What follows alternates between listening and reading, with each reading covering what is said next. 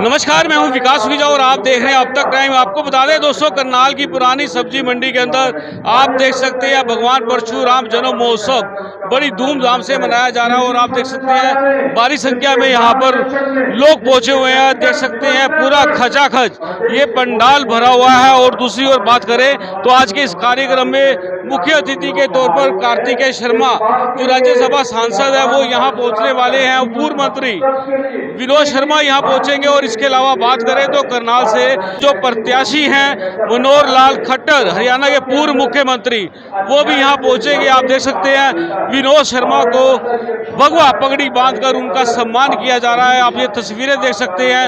आपको बता दें कई गणमान्य लोग इस मंच पर मौजूद है और हम आपको पूरी खबर दिखाएंगे। अगर बात करें तो इस तरफ आप देख सकते हैं पूर्व CPS पंडित जिलेराम शर्मा बैठे हैं। सुरेंद्र बड़ौता जो करनाल ब्राह्मण सभा के अध्यक्ष हैं वो भी यहाँ मौजूद है। और एक बड़ा ब्राह्मण कार्यक्रम यहाँ पर किया जा रहा है भगवान परशुराम का। खास तौर पर बात करें तो आप देख सकते हैं तस्वीरों के अंदर। दोस्तों हम चाहेंगे कि आप इस खबर को ज़्यादा से ज़्यादा शेयर कर देना। आपको सुनवाएंगे यहाँ के जो मुख्य अतिथि यहाँ पहुँचने वाले हैं उन लोगों का क्या कहना है। उसके अलावा आप देख सकते हैं भारी संख्या में यहाँ लोग मौजूद हैं। यहाँ पर किया गया है, आप देख सकते हैं किसी भी तरह की कोई भी भगदड़ ना हो, किसी भी तरह का कोई हादसा ना हो, उसको ध्यान में रखते हुए पूरे पुख्ता इंतजाम किए गए हैं। भारी संख्या में आप देख सकते हैं यहाँ लोग मौजूद है। पूरा खचाखच ये पंडाल भरा हुआ है। और दूसरी ओर आप बात करें तो यहाँ मंच पर आप देख सकते हैं पूर्व मंत्री विनोद शर्मा यहाँ पहुंचे हैं। उसके अलावा और भी कई गणमान्य नेता पहुंचे हुए हैं। दोस्तों हम चाहेंगे इस खबर को ज़्यादा से ज़्यादा शेयर कर देना और पूरी तस्वीरें हम आपको दिखाएंगे और सुनवाएंगे इस प्रोग्राम में किस नेता का क्या कहना है। अभी सभी तारीफ का स्वागत करें।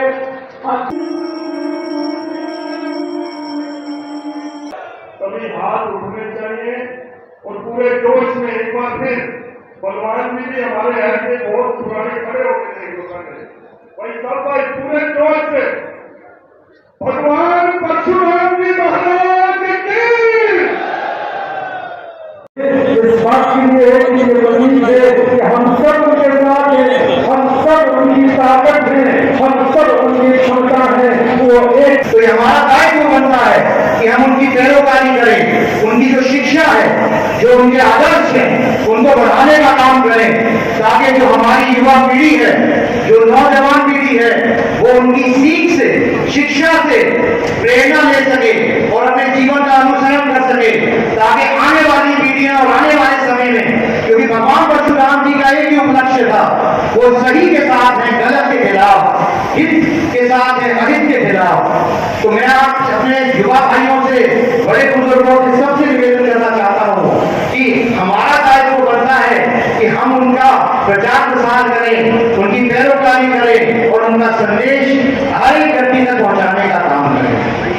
भगवान परशुराम जी ने हमेशा अन्याय के खिलाफ लड़ने का काम किया है। शायद इसीलिए वे ऐसे भगवान हैं जिनका वर्णन हर युग में होता है ताकि हर युग के अंदर अन्याय के खिलाफ लड़ सके। मैं बात रखना चाहता हूँ, मेरे बहुत से भाई हैं समाज के युवा भाई जो कभी कभी उत्तेजित हो जाते हैं। मैं उनको बताना चाहता हूँ कि भगवान परशुराम जी शस्त्र की भी बात करते हैं और शास्त्र की भी बात करते हैं, लेकिन जब तक आपको शास्त्र का ज्ञान ना हो तब तक शस्त्र का इस्तेमाल की बात नहीं करते। तो मैं अपने युवा साथियों से भी निवेदन करना चाहता हूं कि जब हम भगवान परशुराम जी का अनुसरण करें तो हम उनके पूरे ज्ञान के साथ उनका अनुसरण करें। भगवान परशुराम जी का आशीर्वाद हमारे साथ है, बना रहेगा। मैं बात करना चाहता हूं पंडित विनोद शर्मा जी की, जिन्होंने EPBC का पौधा लगाया जिसका हजारों बच्चों को फायदा मिला। मैं बात करना चाहता हूं गोली की हमारे कान की जिसका फायदा 28 जातियों को मिला। मैं बात करना चाहता हूं जो लड़ाई पंडित विनोद शर्मा जी ने लड़ी इंटरव्यू सिस्टम की, जो पूरी की थी उसको खत्म करने की, उसका सबको फायदा मिला। मैं बात करना चाहता हूं आपके सरोकार की जो हमेशा पंडित विनोद शर्मा जी ने लड़ा है और आपके लिए लड़ने का काम किया है, गरीब आदमी के लिए लड़ने का काम किया है। मैं भी उनसे प्रेरणा लेता हूँ और मैं बात आपको स्पष्ट करता हूँ और आश्वासन दिलाता हूँ, मैं भी उनके दिखाए हुए रास्ते पे जरूर चलूंगा। मैं बात करना चाहता आज से लगभग 1.5 साल पहले जब परशुराम महाकुंभ का आयोजन हो रहा था, तो मुझे कुछ लोगों ने बोला समाज के आकर कि कुछ समाज के लोगों में नाराजगी है। मैं लोगों के बीच में गया, मैंने उनसे बात की, उनकी भावना समझने की कोशिश की, मैंने समझा कि बात समझने की कोशिश की कि क्या बात है। तो मुझे पता चला कि जो बात वो कह रहे हैं वो तो सही पटल पे सही जगह पे किसी ने रखने का काम ही नहीं किया। तो मैंने भगवान परशुराम जी के महाकुंभ के माध्यम से वो सही पटल पर माननीय मुख्यमंत्री जी के सामने बात रखी, अपनी 13 डिमांडें रखी और मुझे बहुत खुशी है कहने में कि माननीय मुख्यमंत्री जी ने वहीं से स्टेज से वो 10 मांगे मांगने का काम किया, जिसने पर्ची और फर्जी का सिस्टम खत्म करने का काम किया है। उन्होंने पारदर्शी सरकार चलाने का काम किया है, चाहे वो डायरेक्ट बेनिफिट ट्रांसफर की बात हो, जहां पर बिचौलियों को खत्म करके सीधे लोगों के अकाउंट में पैसे डालने का काम किया है। और सिर्फ यही नहीं, केंद्र सरकार ने भी कई नीतियां हरियाणा सरकार से देने का काम किया है। मैं मन से बहुत बहुत धन्यवाद करता हूँ माननीय मनोहर लाल जी का कि मैंने जब भी कोई विषय उनके सामने रखा है, उन्होंने बहुत संवेदनशीलता से उसको सुन के उसको करने का काम किया है। बहुत बहुत धन्यवाद मनोहर लाल जी। पूर्व मुख्यमंत्री मनोहर लाल जी 1980 से लेकर मेरे साथी हैं और कुछ उनके अब मेरे साथी अब जिंदगी इस दुनिया में नहीं रहे, तो उनके बच्चों ने फोन करके कहा कि पिताजी नहीं है, हम आ गए। मुझे बहुत अच्छा ऐसा महसूस हुआ कि जैसे परिवार के सदस्य ने आज भगवान परशुराम जी के जन्मोत्सव पर एक परिवार में इकट्ठे होकर इसे मैं ये नहीं समझता हूं कि सुबह 11 बजे से आप लोग यहां पर बैठे और 4 घंटे बीत गए, निरंतर आप बैठे हुए हैं। कुछ लोग पानी पीने जाते हैं तो कुछ लोग उनकी जगह पर बैठ जाते हैं। चारों तरफ इस तरफ धूप है, उस तरफ धूप है, थोड़ा सा कमी रही है, हमें माफ करना। जितनी छाया यहाँ थी उतनी छाया मेरे हिसाब से यहाँ भी होनी चाहिए।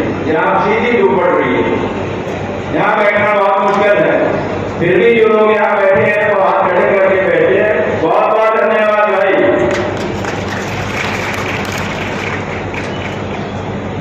लंबा समय नहीं हुआ, आज भगवान परशुराम जी के जन्मोत्सव पर 3 नारे मेरे साथ लगाइए, 3 बार एक बार। भगवान परशुराम जी की, भगवान परशुराम जी की, भगवान परशुराम जी की। धन्यवाद। माननीय अब कुछ लोग पूर्व मुख्यमंत्री कहते हैं, मेरे मन में उनका जो आदर है वो एक मुख्यमंत्री से भी ज्यादा है। एक इंसान के तौर पर मैं बहुत आदर करता हूं। मैं समझता हूं कि जिस तरह के मुख्यमंत्री वो रहे हैं, उन्होंने भी द्वेष नहीं रखा है, पारदर्शिता हो, समानता हो, हर धर्म का नियंत्रण करो, हर किसी में से एक जैसा व्यवहार, हर समाज के हिस्से को आगे बढ़ने के लिए बराबर का मौका, हर गरीब के बच्चे को उसकी रियासत और काबिलियत के दम पर नौकरी, प्रदेश की उन्नति, किसी के साथ द्वेष नहीं, किसी के साथ बदले की भावना नहीं, इन शब्दों के साथ मैं एक व्यक्ति की मूर्ति बनाता हूं जिसका भी जन्मदिन आज ही है। मैं उनको भी जन्मदिन की बधाई देता हूं।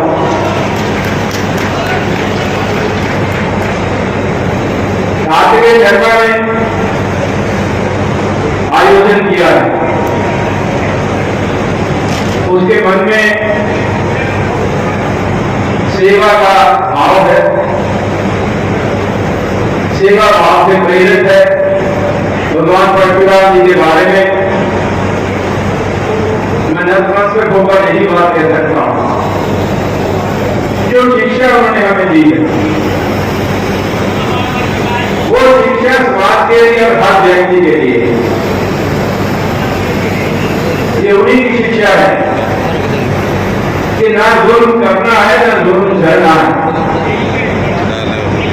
जो जुल्म करता है उसका मुकाबला करना है, गरीब और कमजोर का साथ देना है और अपना स्वार्थ न देखते हुए त्याग करना है। किसी भी चीज के प्रति मोह नहीं रखना है, त्याग करना है। ये उनकी शिक्षा है और इसी शिक्षा को लेकर हम आगे बढ़ना चाहते हैं। इसी शिक्षा का अनुसरण करते हुए जो रास्ता उन्होंने प्रशस्त किया है, उस रास्ते पर चलते हुए हम सबको साथ लेकर चलना चाहते हैं। हमारे समाज में समाज अकेला नहीं होता, समाज सब समाजों के साथ मिलकर बनता है। यहां कहीं भी किसी को हमारी जरूरत हो, जब हम उनका साथ नहीं देंगे तो हमारा समाज आगे नहीं बढ़ सकता। ये मान के चलिए कि किसी भी समाज की मजबूती जो है वो उसकी कार्य प्रणाली, उसके मन में दूसरों के प्रति स्नेह, उसके मन में मैं जानता हूं कि ये सब कुछ आप में है और आज हम इसी के संदर्भ में भगवान परशुराम जी के दिखाए हुए रास्ते पर चलने का संकल्प देते हैं। जब हम भगवान परशुराम जी की बात करते हैं तो हमें दिखता है कि पूरे देश में आज का वातावरण क्या है। अभी मैं उससे पहले बात से बोलकर गए बीती बात से, तो मुझसे उन्होंने एक प्रश्न पूछा कि क्या मैं ज्यादा लंबा और राजनीतिक भाषण दे गया। तो मैंने बच्ची से यही कहा था कि जनरल साहब, राजनीति जो है सामाजिक कार्य से कभी अलग नहीं हो सकती। अगर कोई अपने स्वार्थ के लिए उसका इस्तेमाल करता है तो वो राजनीति का फायदा उठा रहा है, वहां राजनीति बदनाम होती है। और राजनीति के महंगे क्या है? राजनीति जरिया है सत्ता प्राप्त करने, और वही सत्ता के लिए ना बड़ा मुश्किल है, काम नहीं हो सकता। कार्तिक की बना रहे थे यहाँ पर कि 13 काम उन्होंने मानी है, मनोहर लाल जी को कहे तो 10 काम उन्होंने उसी वक्त कर दिए जब आप ब्राह्मण महासंघ हुआ था पिछले वर्ष। तो भाई सत्ता अगर पास हो और उसका सदुपयोग किया जाए, लोगों के लिए किया जाए, लोगों को भले के लिए किया जाए, आपके बच्चों की नौकरियों के लिए किया जाए, तो वो सत्ता तो अच्छी बात है। लेकिन अगर उसका दुरुपयोग हो, समाज को बांटने की कोशिश की जाए, समाज को नीचा दिखाने की कोशिश की जाए, नहीं हुई है उतनी पिछले 50 वर्षों में नहीं हुई। मुझे याद है पिछले 10 वर्ष पहले आपको बहुत बार बनाए हुए थे। आपको याद होगा कुरुक्षेत्र में बहुत बड़ा हमने मार्च के महीने में फंक्शन किया था 2014 में। मैंने तब भी यही कहा था कि देश का भविष्य जो है मोदी जी के हाथों में सुरक्षित है। आज भी यही कह रहा। आपको याद है ना मार्च में जब कुरुक्षेत्र में फंक्शन किया था, 10 साल पुरानी बात है। लेकिन आज भी आप लोग आज एक बात का मुझे गर्व है, क्योंकि हमारे ही समय में देखा गया है कि कश्मीर की हम बोलते थे 370 की धारा को हटा दिया। अरे उसके हटने से आज जो कश्मीर में शांति है, तो एक उम्मीद जागी है। वहां के हजारों पटक जो वहां से निकाल दिए गए थे, उनके मन में एक उम्मीद जागी है कि हमारा देश है, हम जा सकते हैं। और मुझे उम्मीद है कि वो अपने घर वापस जाएंगे और उनको उतना ही स्थान मिलेगा। मैं ज्यादा आपका समय नहीं लूंगा।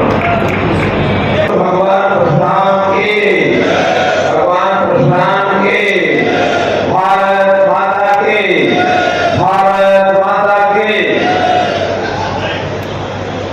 मंच पर विराजमान हरियाणा प्रदेश के हमारे पूर्व मंत्री माननीय श्री विनोद शर्मा जी, हमारे यहाँ के वर्तमान सांसद श्री संजय भाटिया जी, हमारे सांसद राज्यसभा भाई श्री कार्तिकेय शर्मा जी, राज्यसभा के पूर्व सांसद आदरणीय श्री डीपी वत्स जी,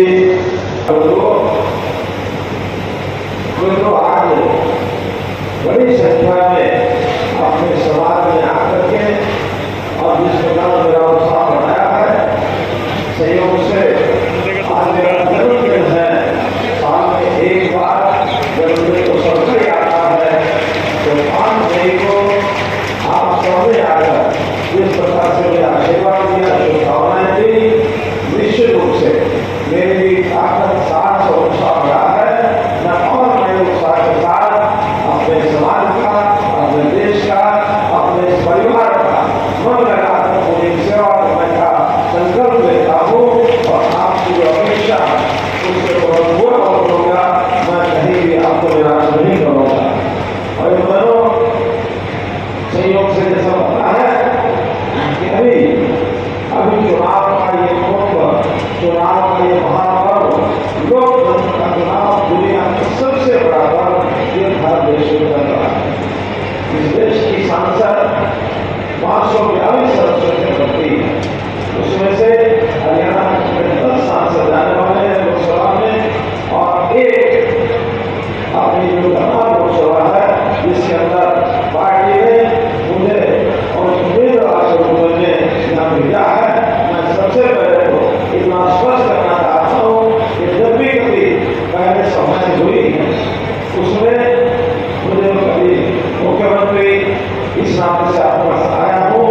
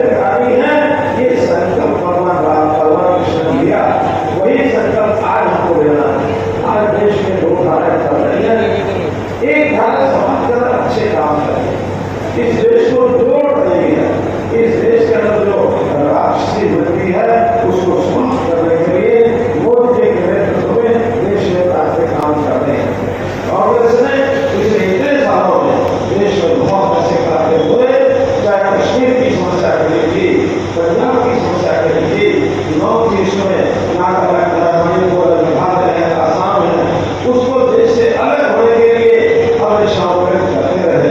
नक्सलवाद बिहार से लेकर के और नीचे तमिलनाडु, केरल तक देश के 2 हिस्से करने का एक षड्यंत्र चलता था। मोदी जी आने के बाद सब कुछ समाप्त किया, सब समाप्त किया। उन्होंने तो आज देश को जोड़ा है। नक्सलवादियों ने अपने जो शासन है वो आत्मसमर्पण कर दिए हैं। नॉर्थ ईस्ट के सब प्रदेश राष्ट्रभक्ति, राष्ट्रवाद को लेकर के और देश की मुख्यधारा में आ गए हैं। कश्मीर की 3 स्वतंत्रता खत्म करने के बाद आज कश्मीर वैसा ही प्रदेश है जैसा प्रदेश आज हरियाणा है, उत्तर प्रदेश है, मध्य प्रदेश है, राजस्थान, गुजरात है, ऐसा ही प्रदेश जम्मू कश्मीर भी है। आज जम्मू कश्मीर से वो जो कश्मीरी पंडित वहां से प्लान करके यहाँ पहुंचा था, आज वहां की जनता सुखी है, किसी को भी वहां से प्लान करके जरूरत नहीं है। तो भाई बनो, इसलिए आज एक न्याय की सरकार, एक परोपकारी सरकार, इसकी नींव मोदी जी ने डाली। हमने हरियाणा में भी उनके 25 पर आगे काम किए। मोदी जी गरीबों के भले के लिए सब उन गरीबों को निछावर करने के लिए तैयार हैं। वो कहते हैं कि देश के संपत्ति पर, देश के पैसे पर पहला अधिकार किसी का है तो वो है गरीब का, वो गरीब का। जबकि पहले जो कांग्रेस की सरकारें हमेशा कहती थी, उनके तो प्रधानमंत्री मनमोहन सिंह जी ने रिकॉर्ड में कहा है कि देश की संपत्ति को सर्वाधिकार अल्पसंख्यक को पाया है। देखो यहाँ अल्पसंख्यक धर्म के आधार पर अल्पसंख्यक होते हैं। हम अल्पसंख्यक को उनकी समस्या, गरीबी की समस्या को हल करने के लिए तैयार हैं, लेकिन अल्पसंख्यक तुष्टिकरण वोट के रहने के नाते से अगर कोई जो करेगा तो उनको हम फंसाएंगे, उनका मुकाबला करेंगे। ये देश बहुसंख्यक समाज उसको पीड़ित नहीं होने देंगे, तो बहुसंख्यक से गरीब का अधिकार पहला उसको देंगे। हमारे समाज में भी जो इकोनॉमिकली बैकवर्ड ग्रुप है, ईपीडीपी जिसको कहते हैं, उसके लिए भी एक समस्या बनी थी। अभी 2 दिन पहले चीफ सेक्रेटरी से बात करके हमारे अशोक शर्मा जी का मीटिंग करके आए हैं, तो सारी की सारी समस्या सरकार चालू कर रही है। कोई दूसरे बिगड़े हैं तो कोई समस्या नहीं होती है। हम भी गरीबों के हित में, चाहे वो गरीब को मकान देने की बात आई हो, चाहे उस मकान में शौचालय की बात है, शौचालय दिया तो पानी साथ में दिया, पानी साथ में तो बिजली साथ में दी, बिजली साथ में दी तो गैस का सिलेंडर भी साथ दिया। और वही गरीब परिवार के कोई व्यक्ति बीमार होता है उसको इलाज